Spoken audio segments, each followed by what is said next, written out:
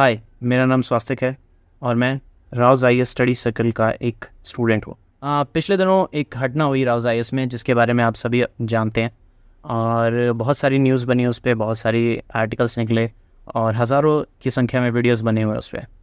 लोग अभी भी प्रदर्शन कर रहे हैं और डिमांड कर रहे हैं कि जो 3 बच्चों की मौत हुई उसमें उनको कंपनसेशन दिया जाए, ठीक है। और जैसे कि वहाँ की अकोमोडेशन की दिक्कतें हैं, लाइव वायर्स जो क्रॉस करती हैं ऊपर से नीचे तक, उसको ठीक किया जाए और ड्रेनेज सिस्टम भी तंदुरुस्त किया जाए। तो बहुत सारी डिमांड्स हैं लोगों की।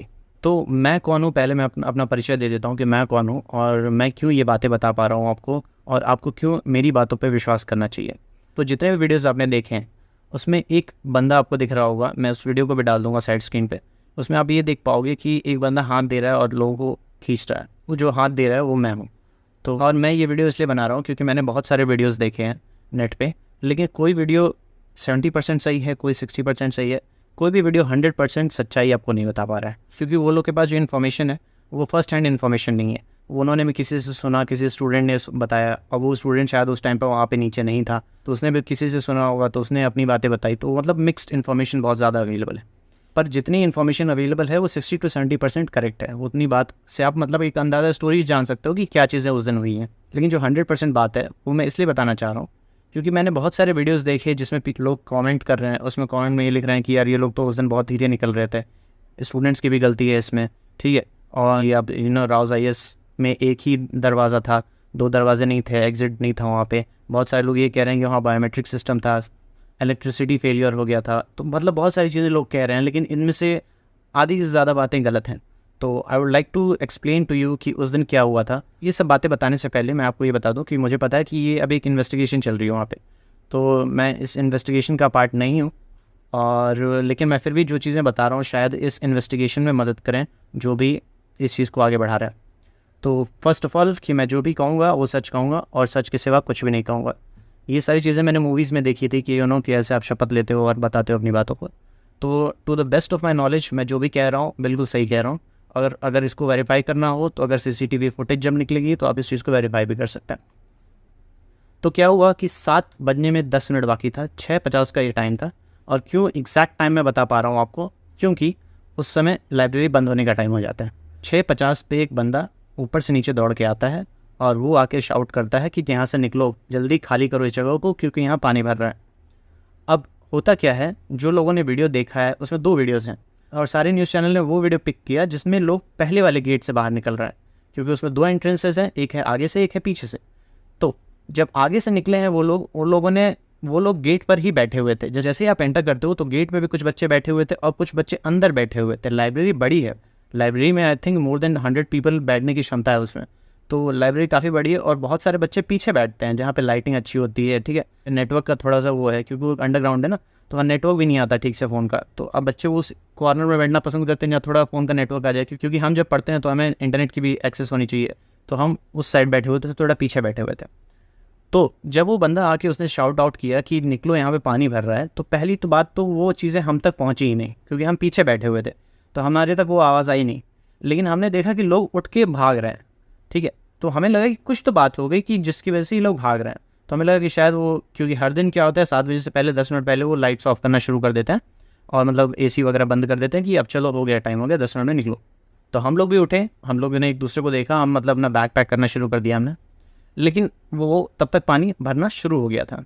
तो जब मैं बैग पैक कर ही रहा था तभी उसी टाइम पानी मेरे पैरों के पास आ गया। मेरा एक वीडियो भी है और वो वीडियो मेरा, क्योंकि पता नहीं मुझे वापस मिलेगा कि नहीं, क्योंकि वो वीडियो मैंने अपने सैमसंग के फ़ोन से शूट किया था और लेकिन वो मीडिया पे चल रहा है, किसी ने मीडिया में दे दिया वो वीडियो, तो उसका लेकिन पूरा वर्जन नहीं चल रहा, उन्होंने भी उसको काट दिया है। तो अगर वो वीडियो मुझे पूरा मिल जाएगा तो मैं उसको इसमें ऐड कर दूँगा और चीज़ें मैं बता रहा हूँ उसमें एग्जैक्टली हुई हैं। तो जब पानी अंदर आ गया और जब पानी मतलब पैरों के पास तक था, मैं 5 फुट 8 इंच का हूँ, ठीक है, और मेरे मतलब कि और मेरे जूते से ऊपर तक का पानी था। अभी हम लोग बैग पैक ही कर रहे हैं और वहाँ तक पानी आ चुका था। फिर मैंने तुरंत अपना बॉटल लिया और मैंने शाउट किया कि चलो भागते हैं यहाँ से, ठीक है। मैंने चिल्ला के बोला कि चलो भागते हैं और फिर हमने निकलना शुरू किया। तो मेरे आगे काफ़ी सारे बच्चे थे जो गेट पे खड़े थे जाके। अब गेट पे क्यों खड़े थे, क्योंकि गेट पे पानी कमर तक आ चुका था गेट पे पहुँचते ही। तो बहुत सारे लोग जो वीडियो देख रहे हैं, जो मीडिया ने कट किया है वीडियो, उसमें वो दिखा रहे हैं कि पानी पैरों तक ही है, क्योंकि उन्होंने कट करके दिया हुआ है। उन्होंने ये नहीं दिखाया कि गेट पे कितना पानी था। और गेट पे पानी कमर तक था, और लड़कियां जो थी वो 5-5 फुट की हैं, तो उनके लिए तो एकदम और ऊपर आ रहा था पानी। के बीच में मैंने वीडियो थोड़ा सा घुमा के ये भी दिखाया था कि कैसे किताबें डूब रही हैं। हम स्टूडेंट्स हैं तो मेरे लिए किताबें थोड़ी इंपॉर्टेंट हो जाती हैं, और मुझे हमेशा किताबों से एक थोड़ा सा लगाव है। मैं कभी भी अपनी किताब ज़मीन पे नहीं रखता, ये मेरी परवरिश है कि कभी किताब को ज़मीन पे नहीं रखा जाता, और कभी अपना बैग मैं ज़मीन पे नहीं रखता। जितना हो सकता है कोशिश करता हूँ कि मैं उसे एक ऊपर जहाँ मैं बैठा हूँ उससे थोड़ा ऊपर ही रखूँ। तो मैंने जब देखा किताबों को बहते हुए, तो मैंने उसकी तरफ भी कैमरा किया था, और मैंने उसको भी शूट किया था कि दैट बुक्स वर फ्लोटिंग। तो उसकी करते हुए फिर मैं गेट तक पहुंचा, और जब मैं गेट पे पहुंचा तो पानी मेरे भी कमर तक था। उसके बाद मैंने कोशिश की पहले गेट से बाहर निकलने की, जिससे पहले लोग गए थे, क्योंकि हमने देखा था कि लोग पैनिक करके उस गेट से निकले हैं, तो मुझे भी लगा कि इस गेट से निकलना पॉसिबल है। तो I also rush toward the first gate. और फर्स्ट गेट की में 2 गेट्स हैं। अब आपको जिनको नहीं पता, टेक्निकल बातें मैं बता रहा हूँ, उसमें 2 गेट हैं और उसमें कोई बायोमेट्रिक सिस्टम नहीं है। बहुत सारे न्यूज़ मीडिया में चल रहा है, बहुत ही मतलब कि रिनाउंड न्यूज़ मीडिया में चल रहा है कि वहाँ बायोमेट्रिक सिस्टम का फेलियर हो गया था, गेट्स बंद हो गए थे। ऐसा कुछ नहीं हुआ था, वहाँ पे कोई बायोमेट्रिक सिस्टम ही नहीं है। वहाँ पे सिर्फ शीशे के डोर्स हैं, वो भी 2। तो दोनों डोर्स खुले हुए थे और पानी अंदर गश कर रहा था बहुत तेज़ी से ऊपर से, क्योंकि आपने वीडियो देखा होगा कि पानी सीढ़ियों से बहुत तेज़ी से आ रहा था और बहुत तेज़ी से भर रहा था लाइब्रेरी। तो मैंने कोशिश किया कि उस सीढ़ियों से ऊपर चढ़ा जाए, लेकिन इस टाइम पे क्या हो रहा था कि जो पानी ऊपर से गिर रहा था वो मतलब कि वाटरफॉल की तरह गिर रहा था, और जो वाटरफॉल की तरह गिर रहा था तो उसमें रेलिंग जो है वो साइड में है। जैसे कि अगर हम इस सीधा चढ़ रहे हैं तो लेफ्ट हैंड में रेलिंग है और राइट हैंड में दीवार है, तो दीवार पे आप पकड़ के नहीं चढ़ सकते, लेकिन पानी रेलिंग पे ही गिर रहा था, पूरा पानी रेलिंग पे, तो आप इस साइड में लेफ्ट वाले साइड से नहीं जा सकते थे। तो मैंने कोशिश की कि राइट साइड से निकला जाए, और मैं लीड कर रहा था। जितने भी बच्चे थे, आई थिंक 10 से 12 बच्चे हम बचे हुए थे वहाँ पे, और मैं लीड कर रहा था निकलने के लिए। तो I just try to move towards right side, और दीवार को मतलब कि वो करके थोड़ा मोड़ा जितना भी ग्रिप बन सकता था, I try to move up. तो मैं 4 या 5 सीढ़ियाँ में चढ़ा हूँगा। उसके बाद 6ठी सीढ़ी पे जैसे मैंने कदम रखा, वो इतना मतलब स्लिपरी हो गया था, ऑयली टाइप, या मतलब कि वो हो गया था कि आप पैर रखो तो तुरंत स्लिप कर जाओगे। तो मैं स्लिप कर गया वहाँ पे, और स्लिप किया तो मैं गिरा एकदम नीचे आके। और नीचे जब मैं गिरा तो लोगों ने हाथ पकड़ा और लोगों ने उठाने की कोशिश की मुझे। उस फोर्स की वजह से जब मैं गिरा तो वो जो दरवाज़ा था, पहला वाला दरवाज़ा, क्योंकि 2 दरवाजे मैंने आपको पहले बताया, जो पहला दरवाज़ा है वो बंद हो गया। अब वो जब दरवाज़ा बंद हो गया तो शीशे का दरवाज़ा है पूरा वो, तो मैं और 3-4 बच्चे इधर फंस गए, एक साइड फंस गए, और बाकी 7 से 8 बच्चे पीछे लाइब्रेरी में फंसे हुए हैं। और हम देख रहे हैं कि हमारी तरफ पानी और तेज़ी से भरने लग गया, क्योंकि एरिया कम हो गया। जैसे ही वो दरवाज़ा बंद हुआ, एरिया बहुत ज़्यादा नैरो हो गया, और वहाँ पे पानी और तेज़ी से स्वेल करते हुए भरने लग गया। तो मैं देख रहा हूँ उस साइड, दूसरे साइड 2 बच्चों को, कि वो लोग हमें देख रहे हैं डूबते हुए। तो ये चीज़ें हो गई थी वहाँ पे। लेकिन पानी का फोर्स एक झटके में ऐसा आया कि वो शीशे का जो दरवाज़ा था वो टूट गया। अब शीशे का दरवाजा टूट गया तो शीशे के पीछे के जो लोग थे उन पे शीशा गिरा, और हम लोग इस साइड थे तो हमारे पे नहीं गिरा। तो उन पे गिरा तो किसी का सर फटा, किसी का हाथ कटा, तो बहुत सारे 3-4 बच्चों के मतलब कि वहीं पे इंजरी हो चुकी थी। लेकिन मैंने उस मौके को देखा, क्योंकि मैं 2 सेकंड पहले अपने वो देख चुका था कि अब तो बचना मुश्किल है, क्योंकि मुझे स्विमिंग नहीं आती। तो मुझे पता था कि अगर मैं ड्राउन किया तो गया, तो ये बिल्कुल श्योर था कि अगर मैं डाउन कर गया तो हम मुश्किल है बचना। लेकिन ईश्वर की कुछ कृपा थी कि वो शीशा टूटा, और जैसे ही टूटा मैंने देखा कि पानी का लेवल हमारे यहाँ तक आ चुका था, मतलब मेरे कंधे तक पानी होगा। और मैं जैसे शीशा टूटा वो पानी का लेवल नीचे गया, और मैं दौड़ा पीछे वाले गेट की तरफ, और मेरे को देख के और लोग भी पीछे वाले गेट की तरफ आए, क्योंकि सबको अंदाज़ा लग गया था कि यहाँ से जाना तो बहुत ही मुश्किल है, क्योंकि यहाँ कुछ पकड़ने के लिए था नहीं। तो everyone rush toward the second door. Second door पे पहुँच के मैंने थोड़ा सा पहले 2 सेकंड में रुका वहाँ पे। उसके बाद मैंने देखा कि यहाँ पे कैसे निकला जा सकता है, क्योंकि मुझे पता था कि अगर अपने फोर्स से ऊपर की तरफ जाने की कोशिश करेंगे तो पानी का जो करंट है बहुत तेज़ है, and we can not just counter it. हम उस पर चढ़ के तो नहीं निकल सकते, पानी हमें बहा ही देगा। तो मैंने देखा कि इसमें रेलिंग है लेफ्ट साइड में, और रेलिंग से थोड़ा दूर पानी गिर रहा है, क्योंकि पानी जब ऊपर से गिरता है तो कर्व में गिरता है। तो मान लो कि ये है आपकी सीढ़ियाँ हैं, ठीक है, और यहाँ लेफ्ट साइड में रेलिंग है। आई डोंट नो कि इस कैमरे में कैसे शूट हो रहा है, मैं लेफ्ट बोल रहा हूँ इसको तो ये लेफ्ट आ रहा है कि नहीं। मैंने देखा कि पानी बीच में सेंटर पे गिर रहा है, ऊपर से पानी आ रहा है तो कर्व होकर सेंटर वाले सीढ़ी पे गिर रहा है बीच में, और साइड में रेलिंग के पास थोड़ा सा स्पेस यानी केव टाइप का बन जा रहा है, तो थोड़ा सा गैप है, और वहाँ पकड़ के रेलिंग पकड़ के मैं निकल गया। और मेरे को देख के 3-4 बच्चे वैसे ही निकल गए वहाँ से। तो हम जब 3-4 बच्चे आए, और मेरे निकलते ही आई थिंक जैसे ही मैं थोड़ा सेफ हुआ, जैसे ही मैं बचते बचाते सीढ़ियों पे पहुंचा, थोड़ी ऊंचाई पे पहुंचा, आई थिंक 10 से 15 सेकंड में वो पूरा लाइब्रेरी भर गया था। मैं जब सीढ़ियों पे आया तो मैंने अपनी सांस गैदर की, और मैं मतलब आगे सीढ़ियों पे लेट गया पूरा। तो अगर आप CCTV फुटेज निकलेगी तो आप देख पाएंगे उसमें। मैं उठा, फिर मैं गया, फिर मैंने चिल्ला के बोला कि यार कोई रस्सी दे दो, कोई कुछ हो तो उसमें अंदर डाल दो, ताकि क्योंकि उनको अब दिखेगा नहीं, तो ठीक है, उनको ये भी नहीं पता चलेगा रेलिंग किस साइड है, तो उनको ये आइडिया नहीं लगेगा। तो अगर कुछ होगा, अगर आसपास मतलब गलती से भी टच हो गया कुछ, तो हम लोग उनको खींच सकते हैं ना। तो ये क्योंकि बॉयंसी इतनी थी पानी की तो खींचना आसान था उसमें से, इतना मुश्किल नहीं था, लेकिन वो होता गया कि दिखता नहीं है, विजिबिलिटी ज़ीरो हो जाती है। क्योंकि मेरे साथ क्या हुआ कि मैं पहले भी पानी में फंस चुका हूँ, तो मुझे पता है कि यार अगर आप गंगा में नहाते हो तो आपको एक सीकड़ दी जाती है, जिसमें क्या होता है कि अगर आप गंगा का फ्लो तेज़ हो गया अचानक से तो you can just hold on that to सीकड़ और आप उसको पकड़ के निकल सकते हो। तो मेरे दिमाग में वो आइडिया था कि यार कुछ डाल देंगे ना तो निकालना आसान हो जाएगा बच्चों को। तो मैं और दिव्यांश, एक दिव्यांश नाम का लड़का है, वो भी स्टूडेंट है। तो दिव्यांश को स्विमिंग आती है। मैंने उससे पहले पूछा कि क्या तुम्हें स्विमिंग आती है, तो उसने कहा मुझे आती है।